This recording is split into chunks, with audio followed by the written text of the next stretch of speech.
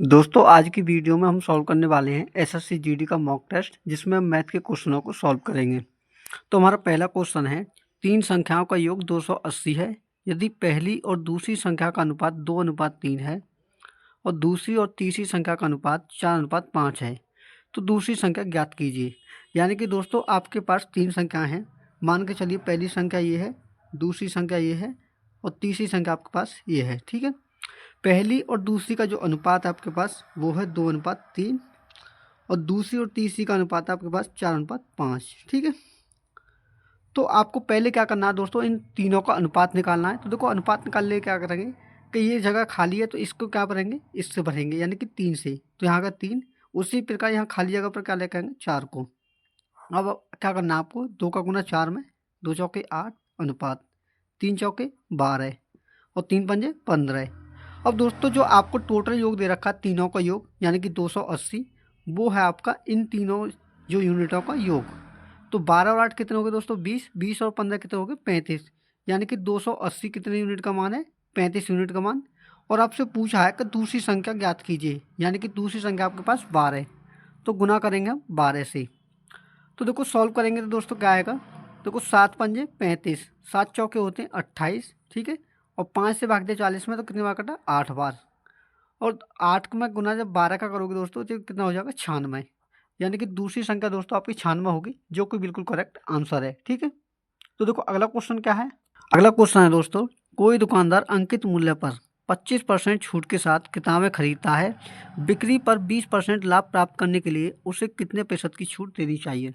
दोस्तों ऐसे क्वेश्चनों को आपको सिंपली क्या करना है कि आपको एक फॉर्मूला याद रखना है कि मार्केट प्राइस बटे में कॉस्ट प्राइस बराबर 100 प्लस के प्रॉफिट परसेंट और बटे में क्या करना है, 100 में से आपको डिस्काउंट परसेंट को घटाना है। ठीक है, तो देखो दोस्तों इसमें क्या बोला है कि एक बिक्री पर अंकित मूल्य पर 25% की छूट छूट के साथ क्या कर रहा है, वो वस्तु को खरीद रहा है। क्या कर रहा है, वस्तु को खरीद रहा है 25% की छूट पर। तो देखो मान के चलिए अगर वस्तु का मार्केट प्राइस 100 रुपये है तो उसे 25% कम यानी कि कितने में खरीदा होगा, 75 रुपये में। ठीक है, अब उसमें क्या हो रहा है कि 100 रुपये पर यानी कि उससे 20% का लाभ प्राप्त करना है। तो आपको 100 में प्रॉफिट को ऐड करना है तो कितना हो जाएगा, 120। ठीक है, और डिस्काउंट आपको निकालना है तो 100 माइनस के डिस्काउंट परसेंट को आप यूँ ही रखोगे। ठीक है, अब देखो यहाँ के बाद क्या करना है, इसे सॉल्व करना है। तो देखो 25 दिए 75, 25 चौके 100, 4 से भाग दिया मैंने 120 में तो कितनी बार कटा है, 30 बार। ठीक है, अब सिंपली आपको करना क्या है, कैंची का गुना। तो देखो 100 माइनस डी का गुना यहाँ करा तो यहाँ होगा 100 माइनस के डिस्काउंट परसेंट बराबर 3 का गुना 30 में तो कितना होगा, 90%। आपको सिंपली दोस्तों करना क्या है, इस डिस्काउंट परसेंट को आप इधर लेके जाओगे। ठीक है, और इस 90 को आप इधर लेके आओगे तो हो जाएगा माइनस का। तो देखो 100 में से आप 90 घटाओगे दोस्तों तो आपका डिस्काउंट परसेंट आएगा सीधा 10%, जो कि दोस्तों इस क्वेश्चन का क्या है, बिल्कुल राइट आंसर है। तो मैं उम्मीद करता हूँ दोस्तों क्वेश्चन बहुत अच्छे तरीके से आपको क्लियर हुआ होगा। ठीक है, तो देखो अगला क्वेश्चन क्या है आपका। अगला क्वेश्चन है दोस्तों, यदि दो समरूप त्रिभुजों की संगत भुजाओं का अनुपात √5:√7 है, दोनों त्रिभुजों के क्षेत्रफल का अनुपात क्या होगा। यानी कि दोस्तों दो समरूप त्रिभुज हैं जिनमें देखो पहला त्रिभुज मैंने ये माना, ठीक है, और दूसरा त्रिभुज माना ये। ठीक है, ये दोनों क्या समरूप त्रिभुज हैं जिनकी भुजाओं का अनुपात दे रखा आपको √5:√7। तो आपसे पूछा है कि इनका क्षेत्रफल क्या होगा। तो देखो क्षेत्रफल के लिए क्या करते हैं दोस्तों, इनका होल स्क्वायर। ठीक है, जब भी आपका अनुपात हो और आपको क्षेत्रफल का अनुपात निकालना हो तो सिंपली जो आपके पास वैल्यू है उनका होल स्क्वायर कर देना है। तो देखो √5 का होल स्क्वायर करेंगे तो ये आएगा रूट में से 5 बाहर निकल कर। उसी प्रकार √7 का होल स्क्वायर करेंगे तो यहाँ से कितना निकलेगा, आएगा 7। यानी कि दोस्तों उनके क्षेत्रफलों का अनुपात जो होगा 5:7 होगा, जो कि क्या बिल्कुल राइट आंसर है। ठीक है, तो देखो अगला क्वेश्चन क्या है आपका। अगला क्वेश्चन है, यदि x बराबर √64 प्लस √121 माइनस के √169 है तो x स्क्वायर का मान ज्ञात करो। तो दोस्तों आपको क्या करना है कि x बराबर आपको दे रखा है √64 प्लस के √121। ठीक है, और दे रखा है √169 का। ये अगर x बराबर है तो आपको x स्क्वायर का मान निकालना है। तो दोस्तों ये सभी क्या है आपके पास होल स्क्वायर हैं, यानी कि 64 किसका होल स्क्वायर होता है, 8 का। तो अंडर रूट में से बाहर क्या आएगा आपका 8। उसी प्रकार 121 में से बाहर क्या आएगा आपका 111, क्योंकि 121 होता है आपका 11 का होल स्क्वायर। उसी प्रकार 169 होता है आपका 13 का होल स्क्वायर। तो अंडर रूट में से क्या आएगा 13। अब सिंपली करना क्या है दोस्तों, आपको 11 में 8 को जोड़ना है, उसमें से 13 को घटाना है। तो 11 और 8 हो गए 19, 19 में से 13 घटाएंगे तो कितना आएगा 6। तो आपको मान निकालना है एक्स स्क्वायर का, तो 6 का होल स्क्वायर करेंगे दोस्तों कितना हो जाएगा 36। और यही क्या है, इस क्वेश्चन का बिल्कुल करेक्ट आंसर है। ठीक है, तो देखो अगला क्वेश्चन क्या है आपका। अगला क्वेश्चन है, यदि एक निश्चित संख्या के 1/8वें भाग के 5 छठे भाग का 4/5वां भाग 4365 है, तो उस संख्या का 65% क्या होगा। यानी कि दोस्तों मान के चलिए वह संख्या हमारी x है, ठीक है। तो उसने वाला है जो x है, यानी कि निश्चित संख्या के 1/8वें, 1/8वें का मतलब होता है दोस्तों 1/8, ठीक है। और जहाँ k लिखा है या का लिखा है उसके स्थान पर लगाते हैं हम गुना का चिन्ह, ठीक है। तो 8वें भाग के 5 छठे यानी कि 5/6 भाग के 4/5वां भाग, 4/5वां भाग कितना दे रखा आपको 4365, ठीक है। और इसका जो निकल कर आएगा दोस्तों, इसका निकालना आपको 65%। तो बाद में स्टेप बढ़ाने से अच्छा है दोस्तों यहीं पर क्या निकाल दो आपका इसका 65%। तो देखो 65 लिखने मैंने 65 उठा के क्या करा मैंने 100 का भाग कर दिया।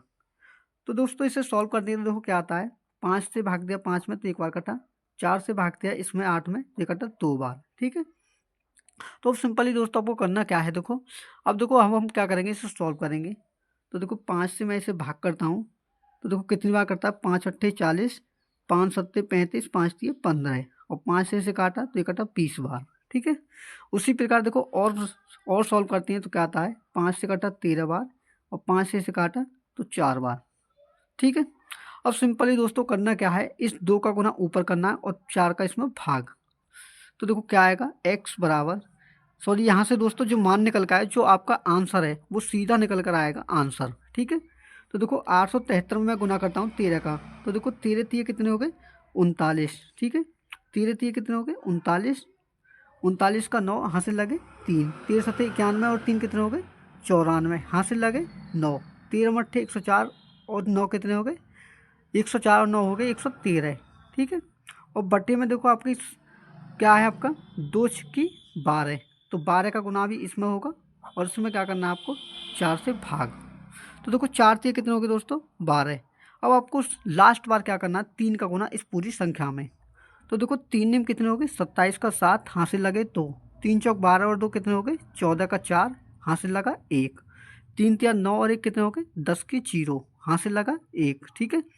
3 एकम 3 और 1 4 और 3 एकम 3, यानी कि 34,47 जो होगा दोस्तों उस क्वेश्चन का आंसर होगा जो आपका क्वेश्चन है। तो मैं उम्मीद करता हूँ कि दोस्तों ये क्वेश्चन भी बहुत ही अच्छे तरीके से क्लियर आपको हुआ होगा, ठीक है। तो देखो अगला क्वेश्चन क्या है आपका।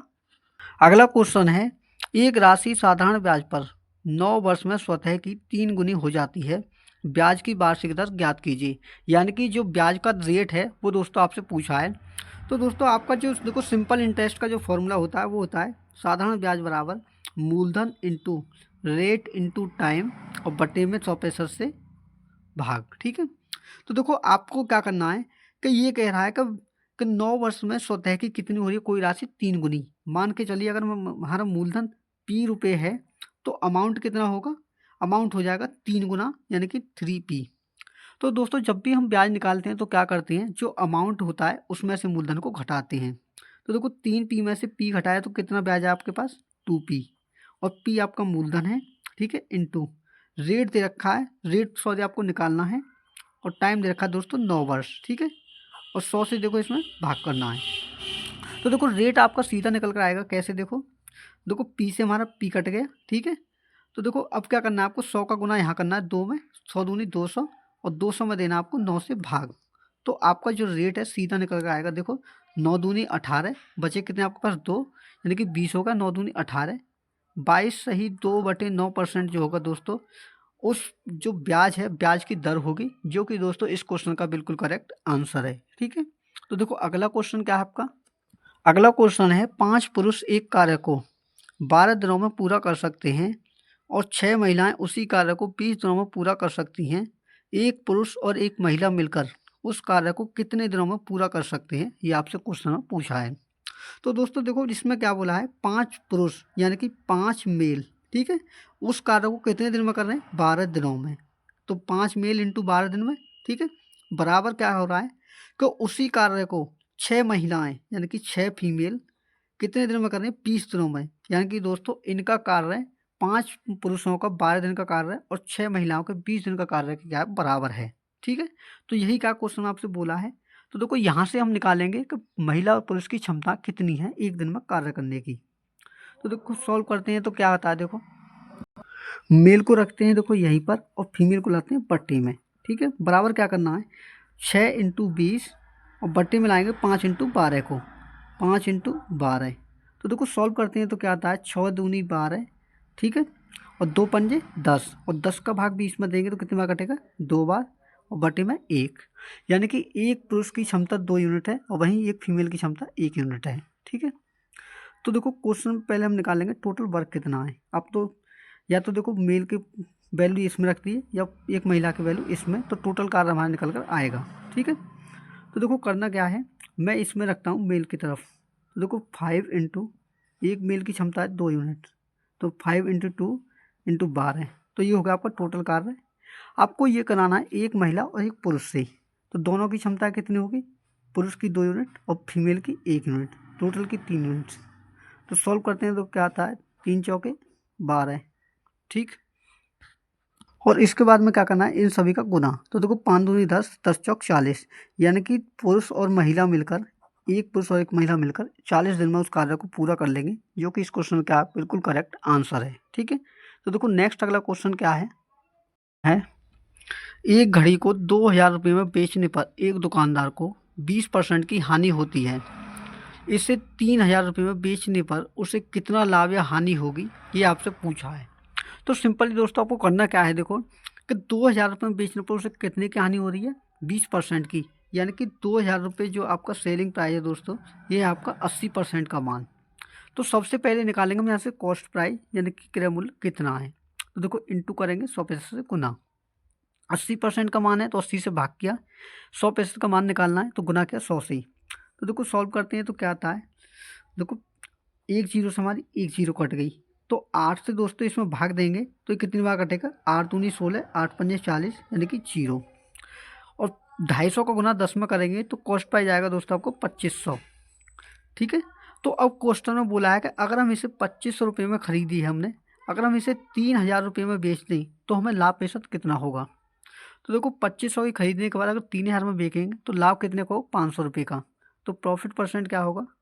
ऊपर लाभ बटे में कॉस्ट प्राइस, यानी कि 2500 और इंटू करेंगे 100% से गुना। तो देखो यहाँ से क्या आएगा आपका? देखो 500 से भाग दे 2500 में तो ये कटा 5 बार, और 5 का भाग देंगे 100 में तो कितनी बार कटेगा? 20 बार। यानी कि प्रॉफिट परसेंट आ चुका है दोस्तों आपका 20%, जो कि क्या बिल्कुल करेक्ट आंसर है। ठीक है, यही क्या बिल्कुल राइट आंसर है। तो देखो अगला क्वेश्चन क्या है आपका? अगला क्वेश्चन है दोस्तों, 10 प्रेक्षणों का औसत 46 है। बाद में यह ज्ञात हुआ कि एक प्रेक्षण को 142 के स्थान पर गलती से 42 पढ़ा गया था। सही औसत ज्ञात करें।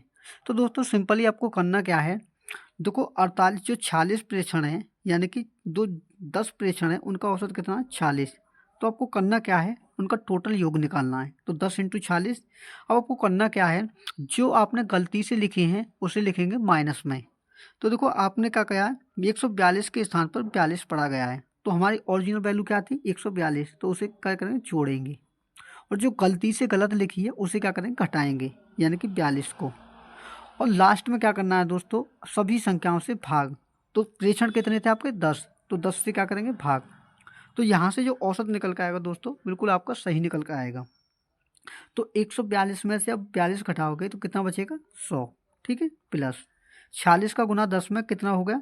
460 और बटे में 10। तो देखो 460 में जब 100 ऐड करोगे तो कितना हो जाएगा? 560, और 560 में दोस्तों 10 का भाग देंगे तो आपका जो औसत एवरेज आएगा जो बिल्कुल सही होगा वो क्या होगा? 56 होगा, जो कि क्या बिल्कुल करेक्ट आंसर है। ठीक है, तो देखो नेक्स्ट अगला क्वेश्चन क्या है आपका? अगला क्वेश्चन है दोस्तों कि निम्नलिखित में से कौन सी संख्या 11 से विभाज्य है। तो देखो आपको ऑप्शन दे रखे हैं। देखो पहला ऑप्शन ए जो है वो देखा 63 96 2, 63 96 2, और बी ऑप्शन क्या है? 56 923, 56 923, और सी ऑप्शन है आपके पास 97 174, 97 174, और लास्ट ऑप्शन है आपके पास 17 295। तो देखो 11 का जो दोस्तों डिविजिबिलिटी का नियम कहता है, वो कहता है कि जो अल्टरनेट रूप से आपकी संख्याएं लिखी हुई हैं उनके योग का अंतर 0 आए या फिर 11 का मल्टीपल। कैसे देखो, 6 और 9 कितने हो गए 15, 15 और 2 कितने हो गए 17। ठीक है, 17 में से आपको किससे घटाना है, 3 और 6 के योग को। तो 3 और 6 कितने हो गए 9। तो 17 में से 9 घटाएंगे तो कितना आएगा 8। तो 8 तो दोस्तों आपका जो मल्टीपल है वो 11 का नहीं है, तो आपका ऑप्शन नंबर ये क्या होगा, गलत होगा। तो देखो दूसरे को चेक करते हैं। तो देखो 5 और 9 हो गए 14, 14 और 3 कितने हो गए 17। ठीक है, तो 17 में से क्या करेंगे हम, 6 और 2 8 को घटाएंगे, 6 और 2 8। तो 17 में से 8 घटाया तो कितना बचा 9। तो 9 भी क्या है, इसका मल्टीपल नहीं है। तो देखो नेक्स्ट ऑप्शन को क्या करते हैं, सॉल्व करते हैं। तो देखो 9 और 1 कितने हो गए 10। ठीक है, 10 और 1 4 कितने हो गए 14। 14 में से आपको क्या घटाना है, 100 आपको घटाना है 7 और 7 14 के योग को। तो देखो 14 में से 14 घटाएंगे 0। यानी कि दोस्तों 11 का मल्टीपल का जो रूल है डिविजिबिलिटी का, विभाज्यता का नाम यह कहता है कि या तो वह संख्या 11 का मल्टीपल हो जो उसका योग घटाने के बाद में आए, या फिर 0 आए, तो वही क्या आपका करेक्ट आंसर होगा। तो ऑप्शन नंबर सी क्या है दोस्तों, आपका बिल्कुल करेक्ट आंसर है, यानी कि ये ऑप्शन भी क्या होगा आपका गलत होगा। तो दोस्तों नेक्स्ट अगला क्वेश्चन क्या है, देखो आपका अगला क्वेश्चन है, ए और बी ने 5 वर्ष के लिए एक साझेदारी की। व्यवसाय की शुरुआत में उन्हें क्रम से 36,000 रुपये और 58,000 का निवेश किया। 5 वर्ष के अंत में उनका कुल लाभ 94,000 था। तो इस लाभ में बी का हिस्सा कितना था। तो दोस्तों ये दो साझेदार हैं, एक ए है और एक बी है। तो ये इन्वेस्ट कितना करते हैं, देखो ए जो है इन्वेस्ट करता है 36,000, कितना 36,000, और बी करता है 58,000। तो जब भी दोस्तों इनका समय समान हो, यानी कि 5 वर्ष हो, तो आपको क्या करना है, क्या सीधा आपको इनका अनुपात लेना है। तो देखो सिर्फ अनुपात लेने के बाद क्या करोगे आप, देखो इन 3 जीरो से हमारी 3 जीरो ये कट गई, 2 से भाग 36 में करा ये कटा 18 बार, और 2 से भाग 29 में ये कटा 29 बार। ठीक है, अब देखो आपको करना क्या है, आपको सिंपल ही करना है कि जो आपका टोटल लाभ दे रखा है 94,000, वो इन दोनों यूनिट का औसत मान है, यानी कि दोनों के योग का मान है। तो देखो 29 में आप 18 ऐड करोगे तो हो जाएगा 47, यानी कि 94,000 जो दोस्तों हमारा 47 यूनिट का मान है। और आपसे पूछा बी का यानी कि बी का हिस्सा कितना है लाभ में। तो बी की देखो वो जो इन्वेस्टमेंट है वो कितनी यूनिट है 29, तो गुना करोगे आप 29 से। तो देखो सिंपली क्या करना है, 47 का भाग देना 94 में, तो इकट्ठा 2,000 बार। तो 2,000 में होगा गुना 29 का करोगे कितना हो जाएगा 58,000। यानी कि बी का जो लाभ है दोस्तों, उस लाभ में 58,000 रुपये है, जो कि दोस्तों इस क्वेश्चन का बिल्कुल करेक्ट आंसर है। ठीक है, तो देखो नेक्स्ट अगला क्वेश्चन क्या है, आपका क्वेश्चन क्या है, देखो दो संख्याओं का गुणनफल 225 है। यदि एक संख्या 45 है तो दूसरी संख्या क्या है। तो देखो आपको दे रखा है कि 225 जो है दो संख्याओं का गुणनफल है, जिसमें से एक संख्या आपकी 45 है और दूसरी संख्या आपको फाइंड करनी है। तो मान के चलिए वह संख्या हमारी ए है। तो देखो दूसरी संख्या क्या निकल के आएगा आपकी, कि 45 का भाग देना 225 में, तो आपका आएगा 5, यानी कि दूसरी संख्या जो है दोस्तों हमारी 5 होगी, जो कि क्या है इस क्वेश्चन का बिल्कुल करेक्ट आंसर है। ठीक है, तो देखो अगला क्वेश्चन क्या है, अगला क्वेश्चन है, एक गोले का पृष्ठीय क्षेत्रफल 616 सेंटीमीटर स्क्वायर है, तो इसका व्यास ज्ञात कीजिए। तो देखो निकालना क्या है, गोले का जो वक्र पृष्ठ क्षेत्रफल होता है दोस्तों, गोले का वक्र पृष्ठ क्षेत्रफल, ठीक है, उसके बराबर जो फॉर्मूला होता है वो था हमारा 4πr²। ठीक है, और इसका मान आपको दे रखा है कि गोले का वक्र पृष्ठ कितना 616 सेंटीमीटर स्क्वायर, और यहाँ मान रखेंगे देखो क्या आएगा 4 इंटू पाई का मान होता है 22/7 इंटू रेडियस का स्क्वायर। तो देखो इससे आप इसमें भाग दे सकते हो, कैसे, देखो 4 का भाग दे मैंने इसमें, 4 से कटा ये 15 बार, और बचा 1 यानी कि 16, 4 चौके 16, और 22 का भाग 154 में देंगे तो कितनी बार कटेगा 7 बार। तो देखो यहाँ क्या होगा, इस 7 का गुना इस 7 में करेंगे तो 7 7 49 बराबर रेडियस का स्क्वायर।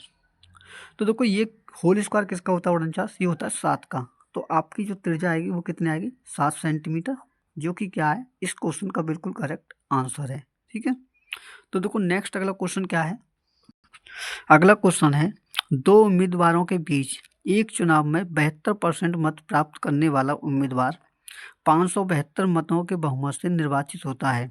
सभी मतों को वैध मानते हुए डाले गए मतों की संख्या ज्ञात कीजिए। तो दोस्तों होता क्या है कि एक जो है चुनाव होता है जिसमें एक विजेता है और दूसरा क्या है, हारने वाला है। ठीक है, तो जो जीतने वाला है उसे जो वोट प्राप्त होते हैं वो 72% और शेष जो वोट मिलते हैं वो हारने वाले को। तो देखो टोटल जो वोट होते हैं वो होते हैं 100%। तो 100 में से जब 72% विजेता को मिले तो हारने वाले को कितने मिले होंगे, 100 में से 72 घटाएंगे तो 28%। ठीक है, तो ये जो उम्मीदवार है वो कितने वोटों से जीतता है, 572 वोटों से। और ये जो 572 वोट हैं वो दोस्तों इन दोनों के जो वोट का अंतर है उसका मान है। ठीक है, तो देखो 72 में से आप 28 घटाओगे तो कितना बचेगा, 12 में से 8 घटाए 4। ठीक है, और यहाँ का बचा 6 में 2 घटाए 4। ठीक है, यानी कि ये जो है आपका कितने परसेंट का मान है, देखो यहाँ पर घटाते हैं, 12 में से 8 घटाए 4 और 6 में से 2 घटाए 4। ठीक है, यहाँ आएगा आपको 44, कितना 44% का मान कितना है आपके पास, ये है आपके पास 572। तो आपको निकालने टोटल वोट यानी कि 100% से गुना। तो देखो सॉल्व करते हैं तो क्या आता है, देखो 11 चौके 44 और 11 पंजे 55, बचा 2 यानी कि 22, 11 दूनी 22।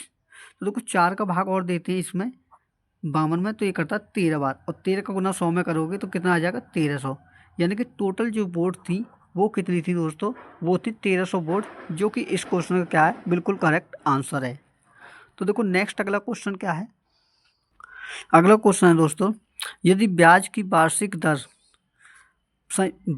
वार्षिक रूप से संयोजित किया जाता है तो 24,000 रुपये पर 10% प्रति वर्ष की दर से 2 वर्ष के लिए चक्रवृद्धि ब्याज कितना होगा। ठीक है, तो दोस्तों सिंपली देखो, जब भी आपको चक्रवृद्धि ब्याज निकालना हो या तो सक्सेसिव रूल लगाइए या फिर आप रेशियो मेथड। तो देखो रेशियो मेथड लगा के दिखाता हूँ मैं कैसे लगाते हैं। तो देखो एक तरफ लिखोगे आप प्रिंसिपल को, एक तरफ लिखोगे आप अमाउंट को। देखो अब आपको क्या करना है कि 10% का बट्टा मान लेना है। तो देखो 10% का बट्टा मान होता है 1/10। नीचे वाली जो संख्या होती है आपकी चक्रवृद्धि ब्याज में या ब्याज में, वो होती है आपकी क्या, मूलधन, यानी कि मूलधन का अनुपात आएगा आपका 10। और जो आपका अमाउंट होगा वो क्या होगा, 10 में आप ऊपरली जो यूनिट है उसे जोड़ोगे, 10 और 1 11, यानी कि 10 रुपये का मूलधन और 11 रुपये का आपका मिश्र धन। और कितने वर्ष के लिए, 2 वर्ष के लिए। तो जितने वर्ष के लिए हो उसका आप क्या करोगे, अगर 2 वर्ष है तो होल स्क्वायर करिए, 3 वर्ष है तो क्यूब करिए। तो देखो 10 का होल स्क्वायर होता है 100 और 11 का होल स्क्वायर कितना होता है 121। तो देखो आपको निकालना क्या है, आपको निकालना है कि 2 वर्ष के लिए चक्रवृद्धि ब्याज क्या होगा। तो देखो इन दोनों के बीच का जो अंतर होगा वो आपके चक्रवृद्धि ब्याज होगा। 121 में से 100 घटाएंगे तो कितना, 21 यूनिट। ठीक है, तो देखो आपको जो 24,000 रुपये दे रखा है ये आपका 100 यूनिट का मान, और आपको निकालना है कितना, 21 यूनिट का मान। तो गुना कर दिया 21 से। तो देखो 2 जीरो समय 2 जीरो कट गई। 240 का गुना जब 21 में करेंगे तो देखो क्या आएगा, 24 एकम 24 का 4, हाथ से लगे 2। ठीक है, 24 एकम 24 दूनी 48 और 2 कितने हो गए 50, यानी कि 5,040 जो होगा दोस्तों उस पर ब्याज होगा 24,000 रुपये की राशि पर, जो कि क्या बिल्कुल करेक्ट आंसर है। ठीक है, तो देखो नेक्स्ट अगला क्वेश्चन क्या है, अगला क्वेश्चन है, एक पंसारी को क्रमशः 128 रुपये और 143 रुपये प्रति किलोग्राम मूल्य के चावल की 2 किस्मों को किस अनुपात में मिलाना चाहिए ताकि 137.75 प्रति किलोग्राम मूल्य वाला चावल का मिश्रण प्राप्त हो। तो देखो सिंपली आपको करना क्या है, आपको लगाना है इसमें एलिगेशन।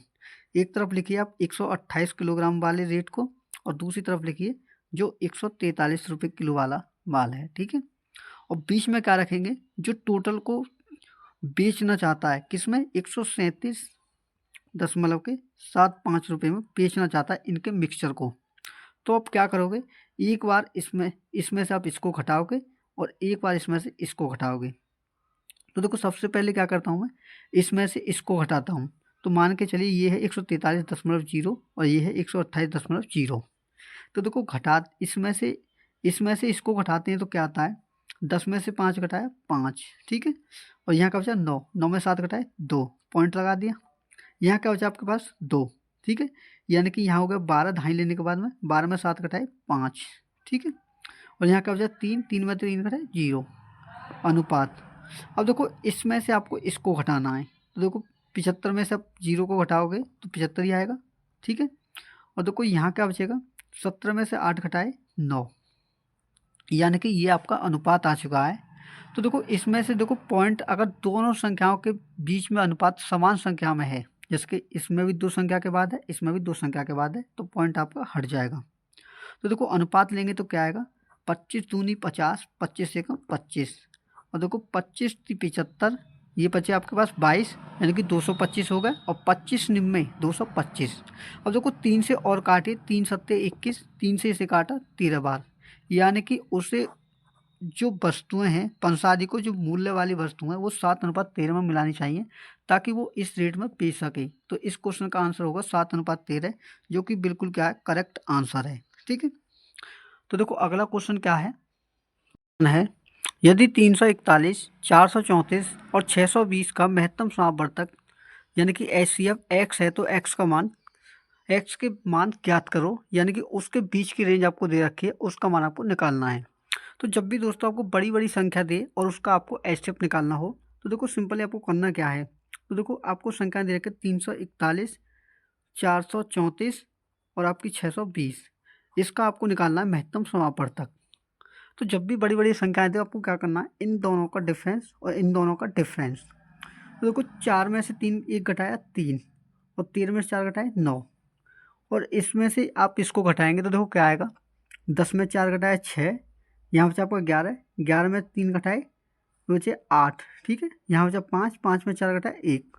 अब दोबारा क्या करना है आपको, इन दोनों का डिफरेंस और लेना है। देखो 93 दूनी होते हमारे 186, तो बीच का कितना होगा 93।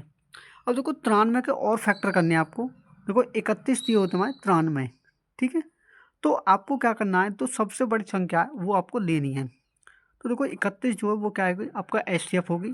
तो आपको जो आंसर है 31 किसकी रेंज में आ रहा है ये आपको देखना है। तो देखो ये आ रहा है 30 से 35 की रेंज में, तो आपका जो आंसर होगा 30 से 35 होगा, जो कि दोस्तों क्या है, बिल्कुल करेक्ट आंसर है। ठीक है, तो देखो नेक्स्ट अगला क्वेश्चन क्या है, अगला क्वेश्चन है, एक मालगाड़ी 5 किलोमीटर प्रति घंटा और 10 किलोमीटर प्रति घंटा की चाल से समान दिशा में चल रहे दो लड़कों को क्रमशः 21 सेकंड और 24 सेकंड में पार करती है। मालगाड़ी की लंबाई मीटर में ज्ञात कीजिए।